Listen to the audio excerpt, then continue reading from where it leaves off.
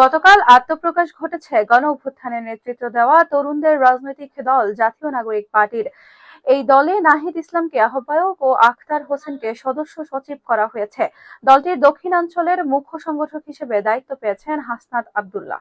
দায়িত্ব পাওয়ার পর শুক্রবার রাত 11টা 9 মিনিটে নিজের ভেরিফাইড ফেসবুক অ্যাকাউন্ট থেকে একটি স্ট্যাটাস দেন তিনি।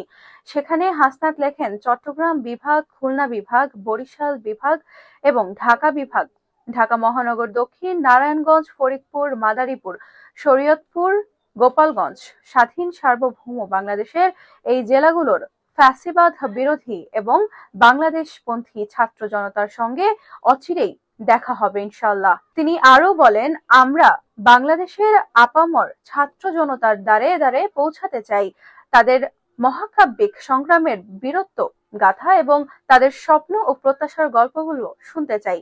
কামার, কুমার, কৃষক, শ্রমিক, দিনমজুর থেকে শুরু করে বাংলাদেশের সব স্তরের জনগণকে সঙ্গে নিয়ে আমরা আমাদের নতুন বাংলাদেশ গড়ব। জুলাই গণ অভ্যুত্থানে দেশমাতৃকার তরে অকাতরে প্রাণ বিলিয়ে দেওয়া শহীদদের রক্তের ঋণ পূরণ করতে আমরা আমাদের সর্বোচ্চটুকু বিলিয়ে দিতে প্রস্তুত আছি, হাসনাত বলেন। জুলাই আমাদের নতুন বাংলাদেশ সৃষ্টির দ্বারপ্রান্তে পৌঁছে দিয়েছে। আমরা সবাই মিলে আমাদের সেই চির আকাঙ্ক্ষিত বাংলাদেশ নির্মাণ করব ইনশাআল্লাহ।